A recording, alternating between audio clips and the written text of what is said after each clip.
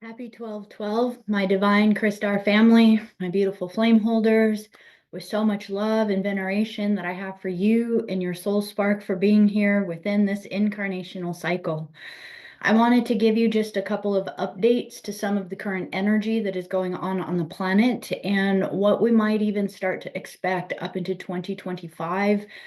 I'm not going to go too much further than that for now, just because there is so much volatility within the different dimensional bands that it doesn't really serve us that much to go that far, because things can definitely switch very, very quickly, as we all know. One of the key things that I want to keep reminding each of you is the importance of dream work. I know it can sound very simple and it can sound like I repeat it a lot, but they are nudging us. I won't say pushing, but I will say nudging us very, very strongly to really develop our dream practices, our lucid capabilities, and even more than that, for those of you that can really move through this, is to work on your out of body techniques and out of body experiences. This is part of us really understanding how to move through the different planes and dimensional planes, let me put it that way, in order to access these crystalline hub zones, these crystalline temples, these crystalline places where they actually open us up into other Aurora platforms.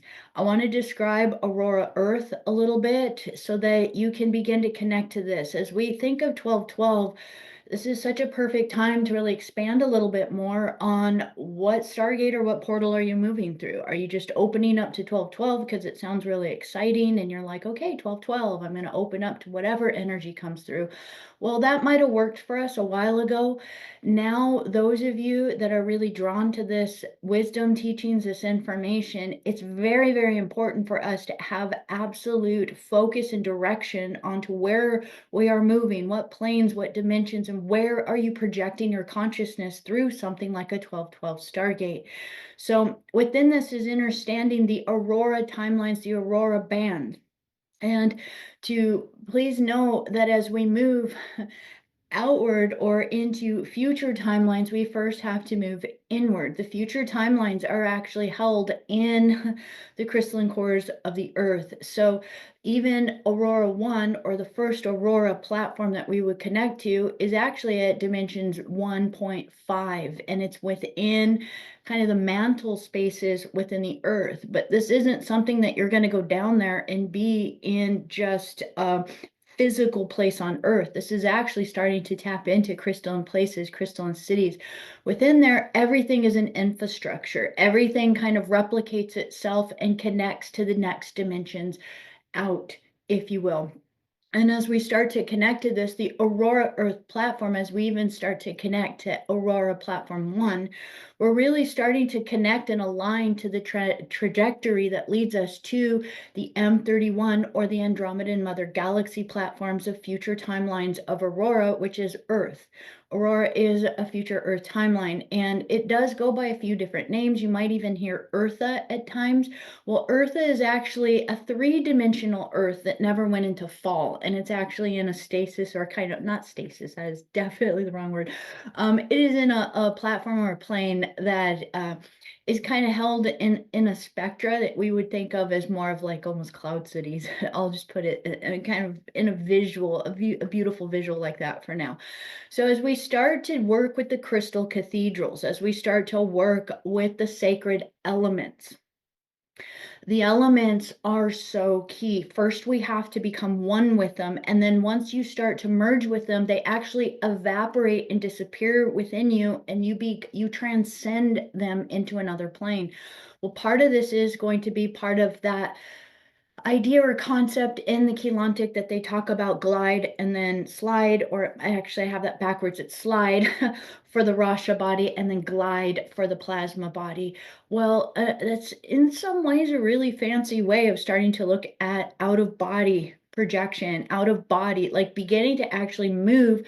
That glide would be completely moving your plasma or your true body out of your body and beginning to move into these other planes, where you do have the option to keep coming back to your physical body, but should you ever need that, you could actually move through full conscious in your plasma body and leave whatever is in this place. So it is in some ways an option where you could say as an evacuation plan, if you want to look at it from the more dramatic perspective, or as a bardo practice, so that at time of transition or death, you could literally walk out of your body and not even be in your body when your body dies, so that you could actually go through these portals and these stargates. I know that's a little bit more advanced, but they are really nudging us very, very intently for us to be aware of the anatomy of our earth body, that even if we don't know exactly where these locations are, that even just your intention of Aurora Earth now, Aurora Earth now, Aurora Earth now,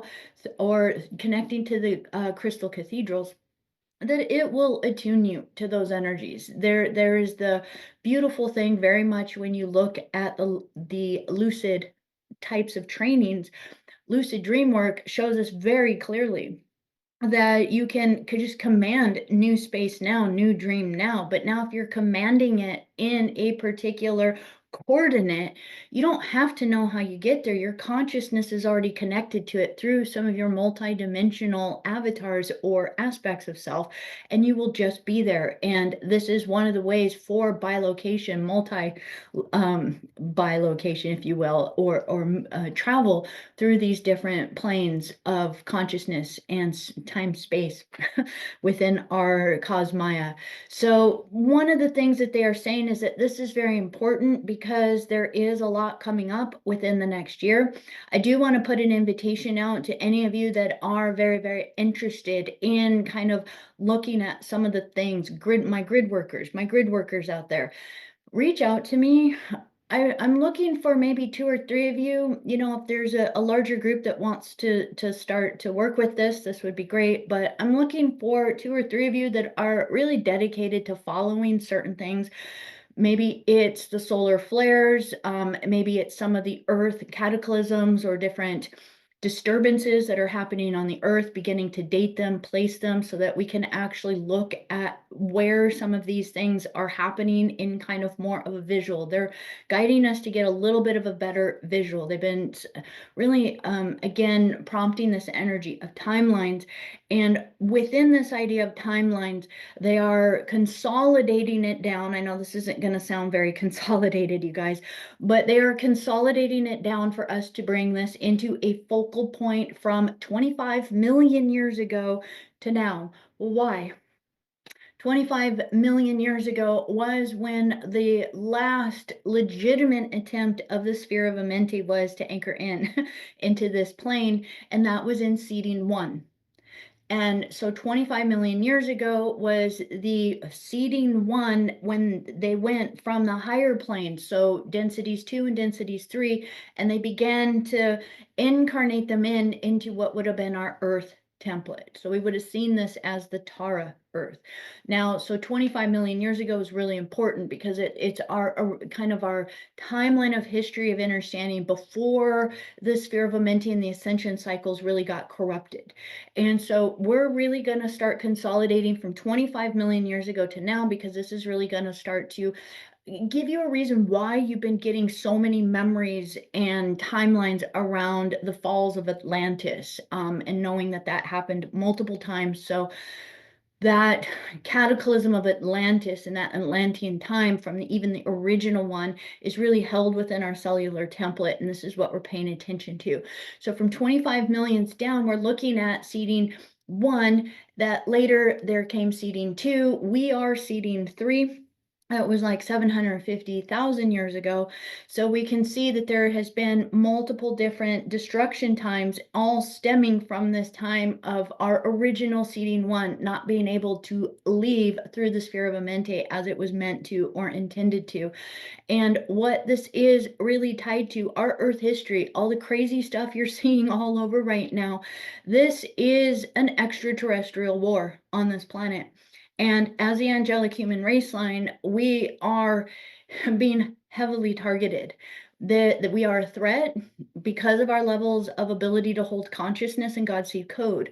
And if they can't destroy that within us, they literally won't be able to succeed at these plans. But it also becomes very volatile for us. So there is a level of understanding how much has this corruption already entered into the sphere. We know that Earth is already in a bit of a fall trajectory, and that this isn't something to feel sad or bad about. It's just this particular timeline of Earth is in a fall trajectory.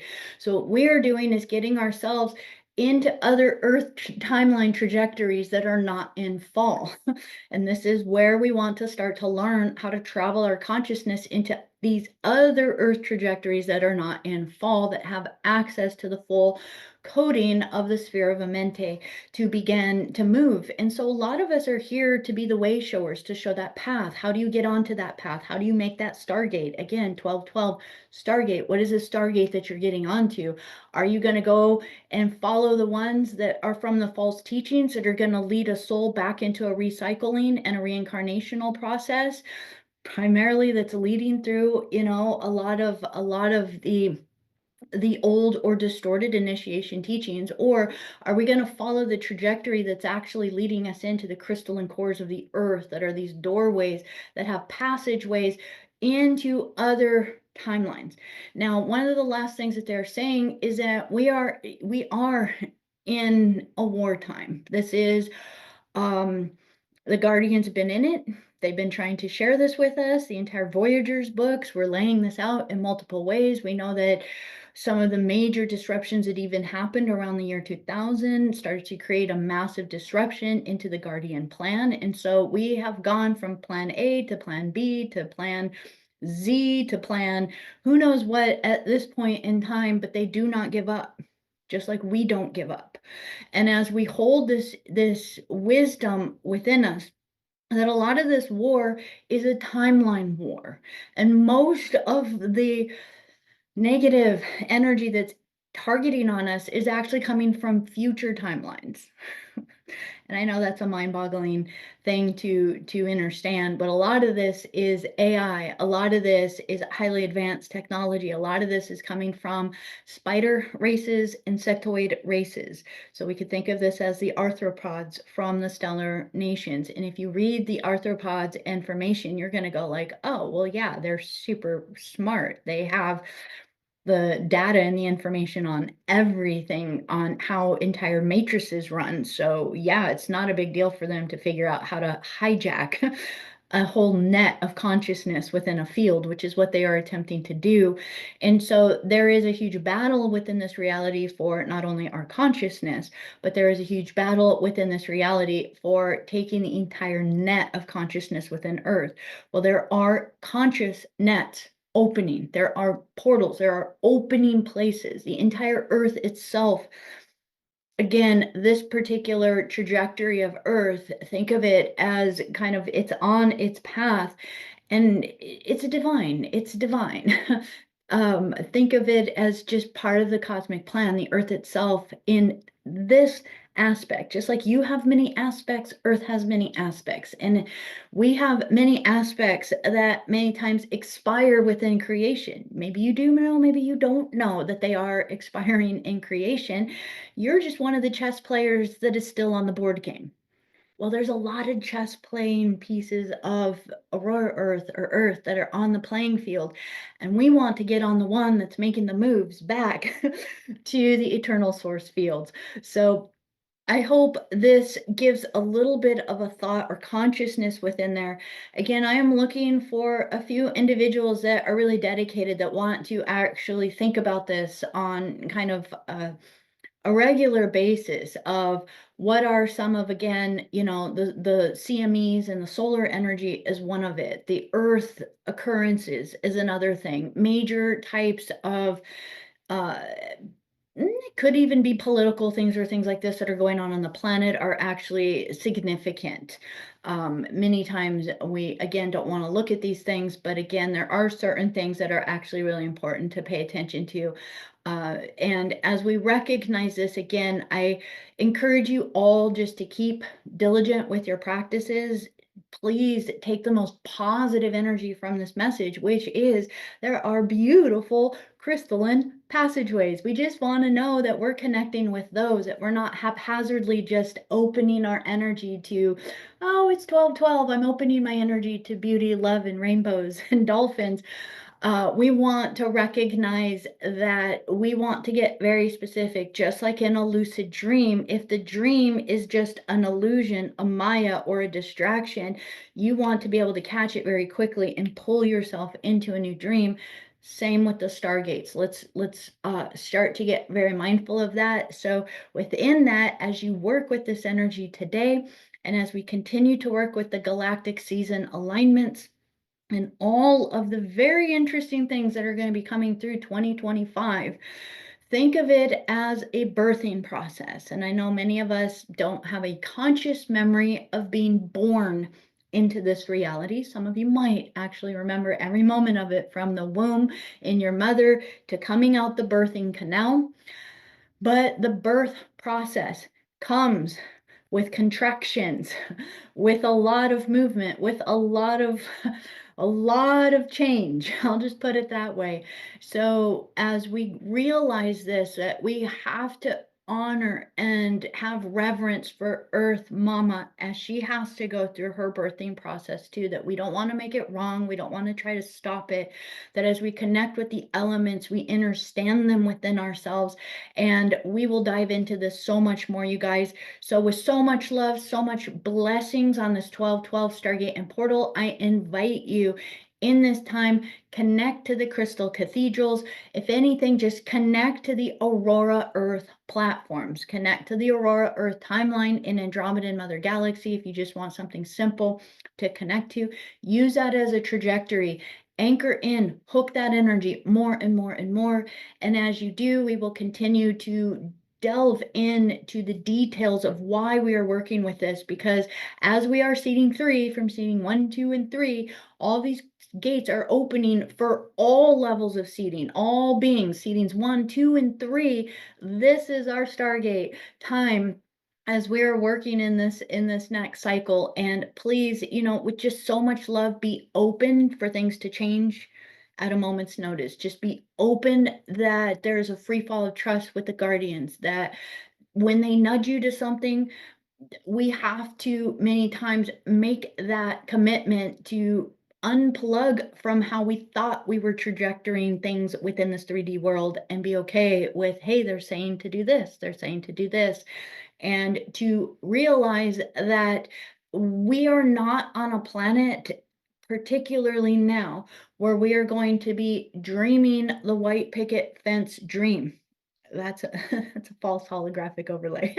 That we want to recognize that this is a birthing time, and in a birthing time, we want to make sure that we are moving through the right birthing canal.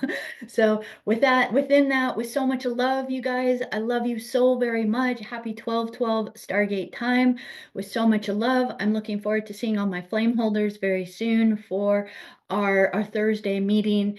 And if you are not part of the Flame Holders group yet, by all means, this is such an important time to be accelerating these energies. I would welcome the invitation to extend that to you, to be a part of this movement as we continue to hold this sacred net and this dream into our birthing into the future. I love you guys. Thank you so much. Happy 12/12.